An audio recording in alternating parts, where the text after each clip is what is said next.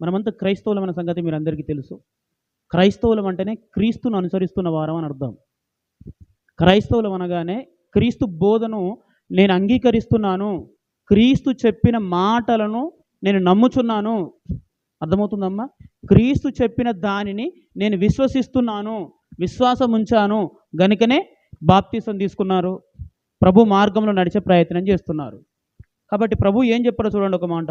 యోహాను గారు రాసిన సువార్త 14వ అధ్యాయము, యోహాను గారు రాసిన సువార్త 14వ అధ్యాయము 6వ వచనంలో ఏమండి, పేజీ నంబర్ 95 పేజీ అండి, నేను చదువుతున్నాను, జాగ్రత్తగా వినండి. యేసుక్రీస్తు ప్రభుల వారు ఇట్లా అంటున్నారు, నేనే మార్గమును సత్యమును జీవమును, నా ద్వారానే తప్ప ఎవడునూ తండ్రి యొద్దకు రాడు అని చెప్పారండి ఆయన. యేసుప్రభు ఏమని చెప్తున్నారంటే నేనే సత్యమును. గుర్తుంచుకుంటున్నారా? నేనే సత్యమును జీవమును మార్గం అన్నాడు.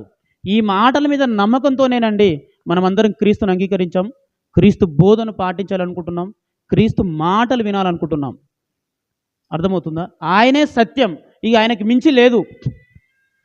అమ్మ అర్థమవుతుందా మీ అందరికీ? నేనే సత్యం, నేను సత్యం అని రాయలేదు ఆయన. ఆయన మాటలు ఖచ్చితంగానే మాట్లాడతాడు ఆయన. నేనే అనే మాట మీద ఎంత గౌరవం ఉండాలి మనకు. నేనే సత్యం, నేను సత్యం అనలేదు, నేను కూడా సత్యం అనలేదు. ఆయన ఉన్నదాన్ని ఉన్నట్టుగానే మాట్లాడతారు. అందులో ఏది కలపకూడదు, ఏది తీసేయకూడదు. నేనే మార్గం జీవం అన్నాడండి ఆయన. సత్యము నిజము వాస్తవము అని అనుకుంటే అది క్రీస్తే ఉన్నాడు, క్రీస్తు నుంచి అది కలిగింది అని ఇదే యోహాను గారు రాసిన సువార్తలో 1వ అధ్యాయం 17వ వచనంలో చూడవచ్చు. అంటే యేసు మాటలు ఎలాంటివి? సత్యం, అవి మార్చలేని సత్యం, కలపలేని సత్యాలు, అందులో నుంచి ఇది తీసేస్తే బాగుండు అనుకుని సత్యం అండి. అది సవరణ చెయ్యలేని సత్యం, అంత ఖచ్చితం, అంత స్టాండర్డ్ అది. కాబట్టి ఆ యేసు మాటలు నిజాలు కనుక, వాస్తవాలు కనుక, దాని అందరూ బాప్తీసం పొంది ఆయన చూపిన మార్గంలో నడవాలనుకుంటున్నారు. దేని కొరకు అంటే పరలోకాన్ని, దైవలోకాన్ని, నిత్యత్వాన్ని, తండ్రి అయిన దేవుణ్ణి, వాస్తవాన్ని చేరుకోవడానికి క్రీస్తు మార్గం. ఏమంటే ఈ సంగతిని మనకు తెలుసు. మరి మన నిత్యత్వాన్ని చేరాలి, ఆ నిత్య జీవానికి చేరాలంటే మనం ఏం చేయాలి?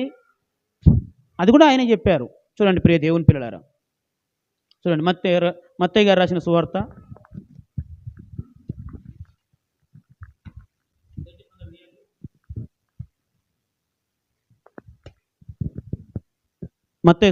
7వ అధ్యాయము. అందరూ మత్తయి సువార్త 7వ అధ్యాయము 24వ వచనంలో ప్రభు చెప్పిన మాట.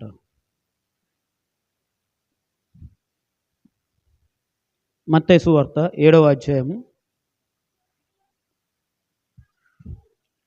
ఏమండి, పేజీ నెంబర్ 8వ పేజీ అండి. కొత్త నిబంధనలో 8వ పేజీ నెంబర్ చదువుతున్నాను, జాగ్రత్తగా అండి.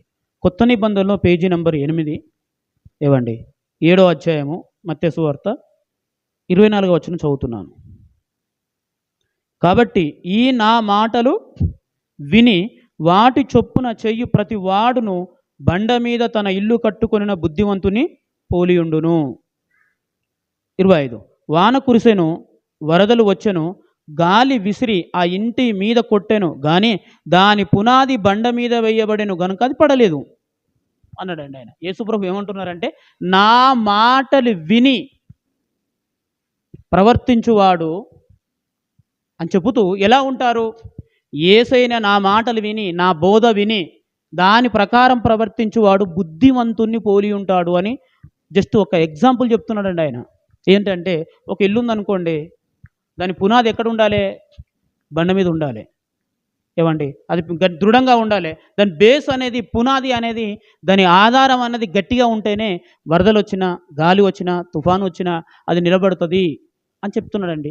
ఈ సందర్భం మనందరికీ తెలుసు. ఇల్లు కట్టాలంటే ఖచ్చితంగా బేస్ అనేది మంచి దృఢంగా ఉండాలి, బలంగా ఉంటేనే అది వరదల నుంచి కావచ్చు, వాన నుంచి కావచ్చు, మన దానిపైన ఎంత వెయిట్ వేసినా సరే అది మోయగలదు అని సామాన్యంగా అందరికీ తెలుసండి. ఈ సామాన్యంగా తెలిసిన దానిని ఉపమానంగా ఆయన ఎందుకు చెప్తున్నారు? నీకు ఇంకొక విషయం అర్థం కావాలి. భూ సంబంధమైన అంశం, అది మనందరికీ తెలిసిన అంశం.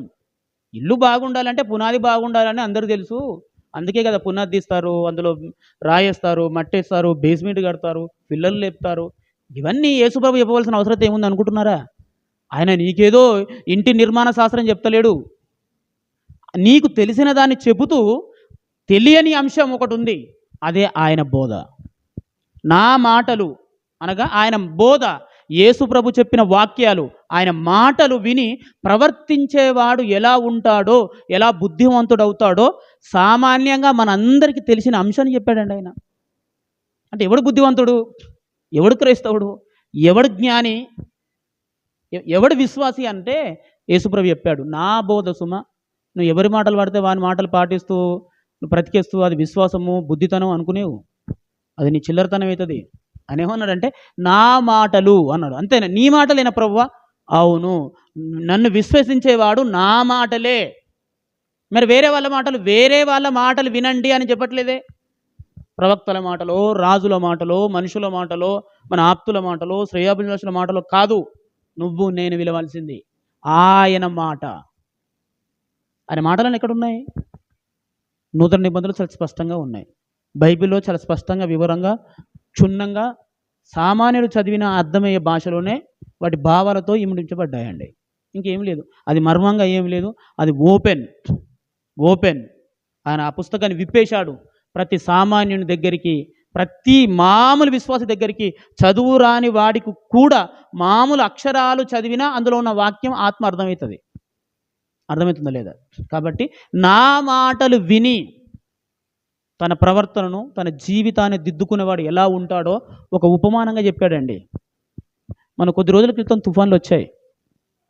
తుఫాన్ల వల్ల ఎంత విధ్వంసం జరుగుతుందో, ఎంత నష్టం జరుగుతుందో మనందరికీ తెలుసు.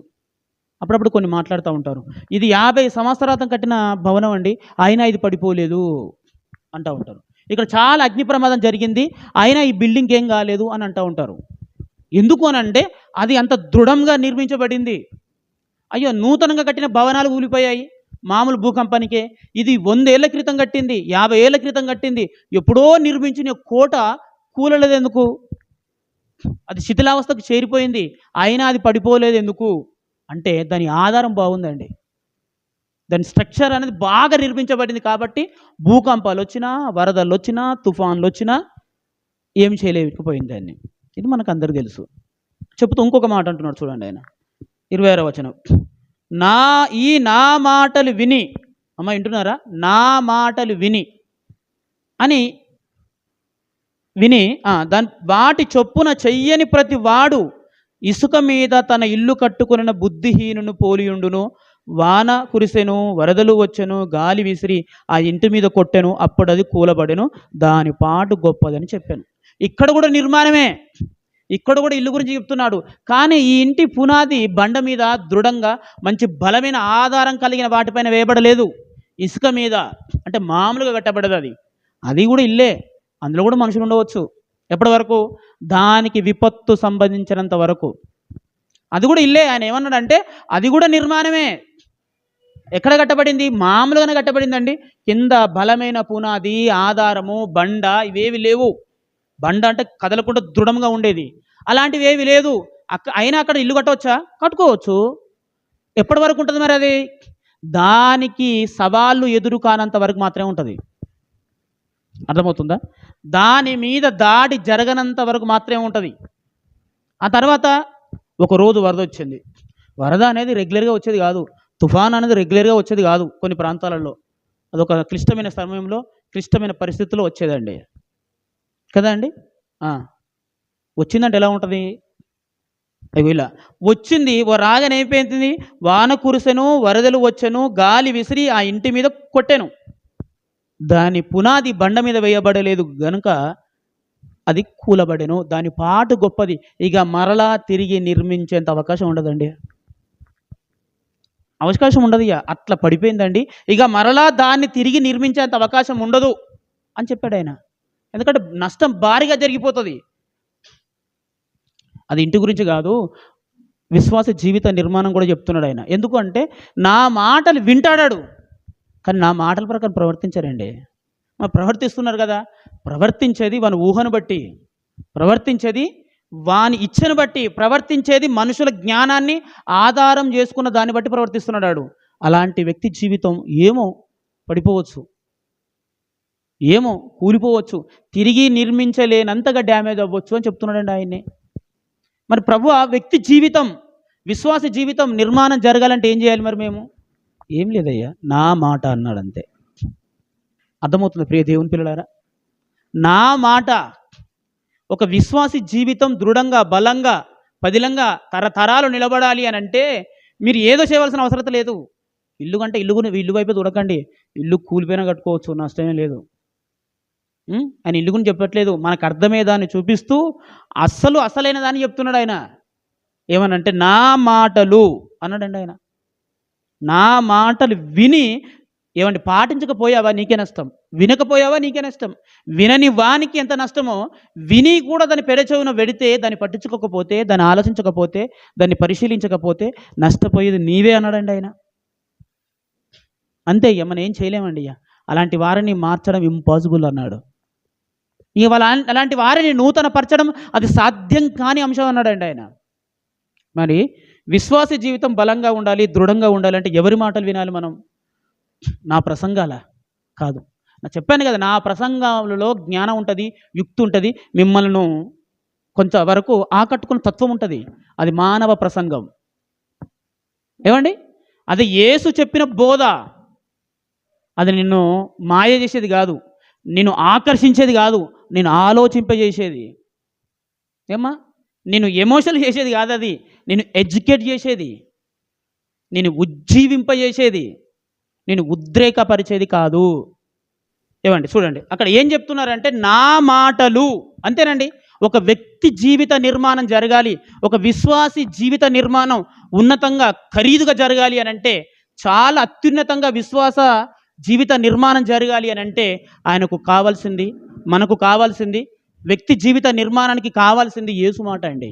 నా మాటలు విని, నా బోధ విని, మాటలంటే బోధనే కదా, నా మాటలు విని దాని ప్రకారం ప్రవర్తించు వాడు బుద్ధివంతుడు. నా మాటలు విని దాని పెడచెవిన పెట్టేవాడు బుద్ధిహీనుడు. ఎలా బుద్ధిహీనుడు, ఎలా బుద్ధివంతుడో ఒక ఇంటి నిర్మాణాన్ని తీసుకొని ఆయన మనకు ఉదాహరించాడు. ఇది నిజం. ఏమండి? క్రైస్తవ జీవితానికి, భక్తి జీవితానికి ఎవరి మాటల ఆధారం? క్రీస్తు మాటలే సుమా, వేరే వాళ్ళ మాటలకు మనకు సంబంధం లేదు. మరలా చెప్తున్నా, ప్రసంగాలు మన జీవితాన్ని నిర్మించలేవు, కొంతవరకు అవగాహన కలిస్తాయి. కానీ యేసు మాట, బైబిల్ చెప్తున్న మాట, బైబిల్లో రాయబడ్డ మాట, నూతన నిబంధన సత్యం, క్రీస్తు చెప్పిన మాట మన జీవితాన్ని నిర్మించగలదు,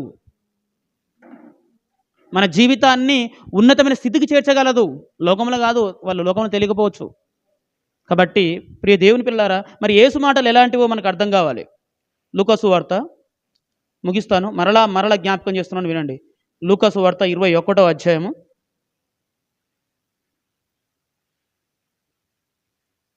లూకా సువార్త 21వ అధ్యాయం 33వ వచనం. కరెంట్ వచ్చేదాకా చెప్తూనే ఉంటా. Very good. Page number 74 sister. Very good. Page number 74 అండి. లూకా సువార్త 21వ అధ్యాయం 33వ వచనం. 21వ అధ్యాయం 33వ వచనం. ఆకాశమును భూమియు గతించును గాని నా మాటలు ఏమాత్రమును గతింపవు. ఇది నేను అంటలేదండి, యేసు క్రీస్తు వారు చెప్తున్న మాట. ఆయన ఏమన్నాడంటే, ఆకాశం ఉందా, అది గతించిపోతుంది అన్నాడు. ఎందుకంటే మేధావులు, పండితులు, అంతకుముందుకు ప్రసంగి గారు ఏం చెప్పారంటే, భూమి ఒక్కటే నిరంతరము నిలుచును అన్నాడండి ఆయన. మిగతావన్నీ మార్చబడుతున్నాయి, మిగతావన్నీ రూపాంతరం చెందుతున్నాయి, మిగతావన్నీ పోతాయి ఏదో ఒక రోజు, కానీ ఒకటే మాత్రమే నిలుస్తుంది. నా ఉన్న అనుభవ ప్రకారం చెప్తున్నాను, దాని పేరు భూమి అన్నాడు. యేసుప్రభు ఏమన్నాడు? ఆకాశమును భూమియు గతించిపోతాయి అని చెప్పాడండి ఆయన. ఖచ్చితంగా ఏదో ఒక రోజు పోతాయి, కూడా ఉండయి. మనం పోతాం, ఇవి పోతాయి. ఇవే ముఖ్యం. గతించిపోతాయి. సిరి సంపదలు, డబ్బు, ఆయుసు, ప్రాణం ఇవన్నీ పోతాయి అని సామాన్యం కూడా చెప్పవచ్చు. మరి ఏది ఉండదు, అన్నీ పోతే, అగో మొదటి నుంచి ఏది ఉన్నది, భూమి మాత్రమే ఉన్నది, అది మాత్రం ఉంటుందని ప్రసంగారు చెప్పారండి. కానీ ప్రభు ఏం చెప్తున్నాడంటే, అది కూడా పోతుంది అన్నాడు ఆయన. ఆకాశం భూమి కూడా గతించిపోతుందా? మరి శాశ్వతంగా ఈ భూమి పైన ఉండేది ఏది లేదా ప్రభువా? ఏది లేదు. మీ ప్రయాసాలని వ్యర్థమే. ఒక మనిషి పడుతున్న ప్రయాసం అంతా ఏదో ఒకరోజు వ్యర్థమైపోతుంది అన్నాడు. ఏదో ఒకరోజు నిర్వీర్యమైపోతుంది అని. ఎలా వ్యర్థమైపోతాయో ప్రసంగి గ్రంథంలో చెప్పాడండి. పిల్లలు లేరు అని ఏడుస్తున్నవారు కానీ, ఉన్నారు అని అనుకుంటున్నవారు కానీ, వారిద్దరి ముగింపు ఎలా ఉంటుందో ప్రసంగి గ్రంథంలో చాలా స్పష్టంగా రాసుకొచ్చాడు ఆయన. దీనికైనా జీవా, ఓ జీవుడా, దీనికైనా నీ ప్రయాస అంతా, దీనికైనా నీ దుఃఖం అంతా, చివరికి ఒట్టి చేతులే అన్నాడు. అది నీకు అంగీకరించడానికి మనసు ఉంటే అది పెద్ద టాప్ లెవెల్ తత్వం. దానికి ఈ లోకంలో ఉన్న తత్వాలన్నిటికీ మూలం అది ప్రసంగి గ్రంథం. అర్థమవుతుందా లేదా? నీకు మనసులో అంగీకరించడానికి మనసు ఉంటే అందులో రాయబడిన తాత్విక ఆలోచన ఎంత పెద్దదో తెలుసా? అది మనం అందదు ఊహ. అంత జ్ఞానం రాశాడు ఆయన. కానీ ఆయన కూడా ఏది నిలుస్తుంది చివరి వరకు అంటే భూమి ఆకాశం మాత్రం నిలుస్తాయి, మిగతాదంతా మార్చబడుతుంది, మళ్ళీ రిటర్న్ అవుతుంది, అంత వ్యర్థమైపోతుంది అన్నాడు. కానీ ప్రభు ప్రసంగిని పుట్టించిన వాడు. ఆయన ఏమన్నాడు తెలుసా? భూమి ఆకాశం కూడా గతించిపోతుంది అన్నాడు. పోతాయి, అది కూడా నిలకడ తప్పుతుంది, అది కూడా దాని క్రమాన తప్పుతుంది, అది కూడా దారి తప్పుతుంది. మరి ఏంటిది ప్రభా శాశ్వతంగా ఉండేదంటే నా మాటలు గతించవన్నాడండి ఆయన. ఇది నమ్మితేనే నువ్వు క్రైస్తవుడు అంటే ఏదో అనుకునేరు మనం. ఆదివారం వచ్చేసి ప్రార్థన చేసుకొని కానికిచ్చి ఇది కాదు. క్రిస్టియన్ అంటే యేసు చెప్పిన మాట ఎంత స్టాండర్డో అది, దాని గ్లోబల్ స్టాండర్డ్ అనలేము, యూనివర్సల్ స్టాండర్డ్ అది. అది నాడు నేడు ఎప్పుడు కూడా మారనిది, మార్పు చెందనిది అండి. అందుకే అన్నారు నిన్న నేడు నిరంతరం ఏకరీతిగా ఉండువాడు ప్రభు అని. ఒకరోజు అవునని ఈరోజు కాదనేవాడు కాదు యేసు ప్రభు. శరీరంతో ఉన్నప్పుడు ఒక మాట, శరీరాన్ని విడిచిన తర్వాత మరో మాట చెప్పాడు ఆయన. ఏమండి, ఆయన సిలువలో ఉన్నప్పుడు గదే మాట చెప్తాడు, శరీరంతో ఉన్నప్పుడు గదే చెప్తాడు. శరీరాన్ని విడిచి మృతిని గెలిచి ఆయన పునరుత్థానుడై పరలోకానికి చేరిన తర్వాత కూడా గదే మాట చెప్తాడు. మనం సందర్భాన్ని బట్టి చెప్తాను. నేను నా గురించి కూడా మీరు సందర్భాన్ని బట్టి చెప్తారు. మీతో సఖ్యత ఉన్నప్పుడు నేను మంచి, నేనైనా మీరైనా కామన్, అది లోకల్ నాలెడ్జ్ అన్నమాట. సఖ్యత తప్పిందా, వాస్తవం నీతి ఇవన్నీ ఇవన్నీ అక్కర్లేదు. నేను చెడ్డోళ్ళం, నా దృష్టిలో నువ్వు, నీ దృష్టిలో నేను. సఖ్యత కోల్పోయినప్పుడు ప్రతిదీ అపార్థం అవుతుంది, సఖ్యత బాగున్నప్పుడు ప్రతిదీ బాగానే ఉంటుంది. అది నిజం. కానీ ప్రభు అలా కాదు కదండి. మనం అపరాధులుగా ఉన్నప్పుడే ఆయన ప్రేమించాడు మనల్ని. మంచిగా ఉంటే, యథార్థంగా ఉంటే ఆయన మనల్ని ఎందుకు దూరం పెడతాడు? కానీ నేను చాలా భక్తిలో ఉన్నానండి, ఆయన దేవుడు ఎందుకో నన్ను పట్టించుకోవట్లేదు. ఇది చాలా ధర్మ విరుద్ధమైన మాట అండి ఇది. మన అపరాధులుగా పాపులుగా ఉన్నప్పుడే క్షమించి మనల్ని ప్రేమించి మనల్ని ఓర్చుకున్న ఆ దేవుడు ఏమండి మనం మంచిగా ఉంటే, యథార్థంగా ఉంటే మనల్ని ఎందుకు దూరం పెడతాడు చెప్పండి? ఎందుకండి నా సంఘంలో నేను చాలా బెస్ట్గా ఉంటాను, ఆయన కష్టాలని నా చుట్టుముట్టనే ఉంటాయి. మళ్ళీ బైబిల్ రిఫరెన్స్లు భక్తి అవునానికి కష్టాలు ఉంటాయని. మరి ఘోరమైన సంభాషణ అన్నది. నీ కష్టానికి నీ భక్తికి ఏమైనా సంబంధం ఉందా? జీవితం అంటేనే కష్టమయ్యా. నీ కష్టం నాకు చెప్తే నవ్వు వస్తుంది, నా కష్టం నీకు చెప్తే నీకు నవ్వు వస్తుంది. ఎందుకంటే నా కష్టానికి సొల్యూషన్ నీ దగ్గర ఉంటుంది, నీ కష్టానికి సొల్యూషన్ నా దగ్గర ఉంటుంది. అంతే. అది కష్టాలు కావు, మనం అనుకుంటున్నాం. నిజంగా వాక్యానుసారంగా పడే కష్టం వేరు, క్రైస్తవుడైనందుకు పడే బాధ వేరు. అవి నిజాలు. ఏమంటే ప్రియ దేవుని పిల్లలారా, ఆయన ఏమంటున్నారు చూడండి, భూమి ఆకాశం గతిస్తుందా? పక్క గతిస్తుంది. ఎలా చెప్పగలను? యేసు చెప్పాడు కాబట్టి. ఈ ఆయనకంటే తాత్వికుడు, ఆయనకంటే బోధకుడు, ఆయనకంటే భవిష్యత్ జ్ఞానం ఎరిగినవాడు, ఆయనకంటే సుప్రీం ఎవరు ఉన్నారు? పరలోకంలోనైనా ఇక్కడైనా ఎవరున్నారు చెప్పండి? ఆయనే అన్నాడు భూమి ఆకాశం గతించిపోతుంది. గతించనిదంటూ ఏదైనా ఉంది అంటే అది నా మాటలే సుమా, నా మాటలు. మరి ఎవరి మాట వాళ్ళ మాటలు కావు, నా మాటలే, నా బోధ మాత్రమే ఉంటుంది అన్నాడు ఆయన. ప్రభువునందు మీ ప్రయాసం వ్యర్థం కాదు, అది ప్రభువునందు మాత్రమే. వేరే వాళ్ళ ప్రయాసాలు, వేరే దానికోసం ప్రయాసం వ్యర్థమైపోతుందేమో, నువ్వు ఎవరిని నమ్మినా ఆ నమ్మకం బొమ్మ అవుతుందేమో. కానీ గుర్తుపెట్టుకో, నన్ను నమ్మితే మాత్రం ఆ నమ్మకం బొమ్ము కాదు అని ప్రభు చెప్పాడని మన అందరికీ తెలుసు. అందుకే ప్రభువు నమ్ముకున్నాం. అర్థమవుతుంది ప్రియ దేవుని పిల్లలారా? జ్ఞాపకం పెట్టుకోండి, యేసు మాట ఎలాంటిదంటే నిన్న నేడు రేపు ఒకే రీతిగా ఉంటుంది. ఆయన మార్పు లేనివాడు. ఆయన బోధ, ఆయన మాట అలాగే ఉంటుందండి. దాన్ని మనం మార్చలేము, అందులో కలపలేము, తీసేయలేము. అదంతా స్టాండర్డ్. ఆ మాటల మీద మనకు గౌరవం ఉంది, ఆ మాటల మీద మనకు ప్రేమ ఉంది, ఆ మాటల మీద విశ్వాసం ఉంది కనుక బాప్తిసం తీసుకున్నాం. మన జీవితానికి, విశ్వాస జీవితానికి, క్రైస్తవ జీవితానికి పునాది బండ ఏంటి అంటే క్రీస్తు మాటే, ఇంకేం లేదండి. అపోస్తలం ప్రవక్తల మాటలు ఏమో కాస్త తర్వాత ఆలోచన చేద్దాం, రాజుల మాటలు ఏమో ఆలోచన చేద్దాం. కానీ యేసు మాట క్రైస్తవ జీవితానికి పునాది, క్రైస్తవ జీవితానికి ప్రామాణికం, విశ్వాస జీవితానికి అది నిర్మించే ఒక ఆయుధం లాంటిదండి. కాబట్టి ఆ మాటలు ఎంత స్టాండర్డ్గా పౌలు గారు చెప్పారండి. మొదటి తిమోతి రాసిన పత్రిక 1వ అధ్యాయము 10వ వచనం. క్షమించండి, 15వ వచనం అండి. పెద్దలు చెప్పారు, థ్యాంక్ యూ అన్నయ్య గారు. ఏమండి 15వ వచనం అండి, పేజీ నంబర్ కొత్త నిబంధనలో 190 అండి.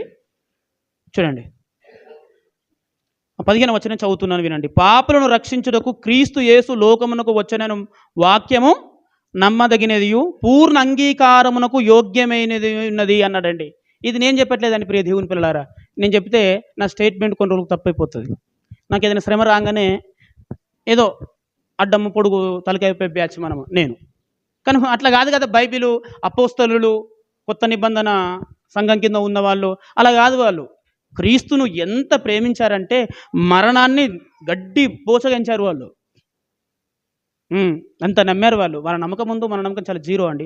ఆయన ఏమన్నాడు చూడండి, దేవుని వాక్యం అంటే క్రీస్తే కదా. క్రీస్తు మాట ఎంత నమ్మదగినదో, ఎంత అంగీకరించవచ్చో చెప్పాడండి ఆయన.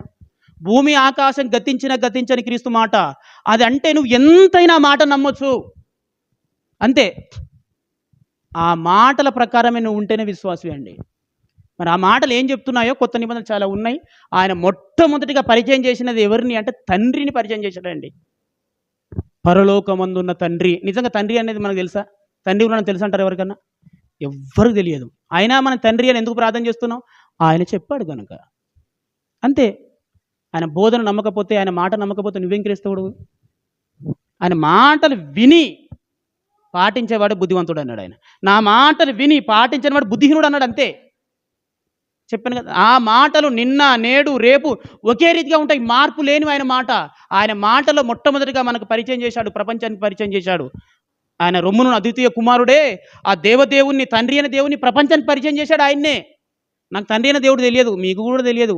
ఆయనే చెప్పాడు మనకు తండ్రి ఉన్నాడని. అవును, అందుకే తండ్రి అని ప్రార్థన చేస్తున్నాం. ఆయనే చెప్పాడు పరిశుద్ధాత్ముడు ఉన్నాడు, ఆయన నా వాటిలో నుంచి తీసుకొని చెప్తాడని. అందుకే పరిశుద్ధాత్మను నమ్ముతున్నాం. ఆయన చెప్పాడు. ఇది ఈ లేఖనం అనేది మనుషులు ఇచ్చిన బట్టి కలిగింది కాదు, ప్రవక్తలు చెప్పిన దానికంటే ఇది స్టాండర్డ్. ఎందుకంటే పరిశుద్ధాత్ముడు నా శిష్యులను ప్రేరేపించి రాయిస్తానని చెప్పాడు. అలాగే పేతురు చెప్పాడు. ఇది నమ్ముతున్నాం మనం. ఇదే కదా మనకు ఆధారం. నూతన నిబంధనే కదా మనకు ఆధారం. అందులో నా ప్రభువు, నీ దేవుడు, నా దేవుడు, మనందరికీ మార్గమైన క్రీస్తు, సత్యమైన క్రీస్తు చెప్పాడు తండ్రి ఉన్నాడని. ఇక నేను నమ్మా అంటే మనం ఏమంటారు చెప్పండి? అందుకే నువ్వు ఇల్లు ఎలాగైనా కట్టుకోవచ్చు అయ్యా. బండ మీద కట్టుకోవా, ఉసుక మీద కట్టుకోవా, ఛాన్స్ వర్స్ అంతే. యేసు చెప్పిన మాట నిన్న నేడు ఎప్పుడు ఒకే రీతిగా ఉంటుంది. అది యేసు చెప్పిన మాట భూమి ఆకాశం గతించదు. యేసు చెప్పిన మాట ఎంతైనా నువ్వు నమ్మవచ్చు దాన్ని. ఇంతే అనే దాని కొలమానంలో ఎంతైనా పూర్ణ అంగీకారంలోకి యోగ్యమైనది అన్నాడు ఆయన. ఎవరి మాట? యేసు మాట. యేసు అనే వ్యక్తి ఆయన ఎవరు? రక్షకుడు, దైవం. ఆయనే చెప్పాడు కదా తండ్రి ఉన్నాడని.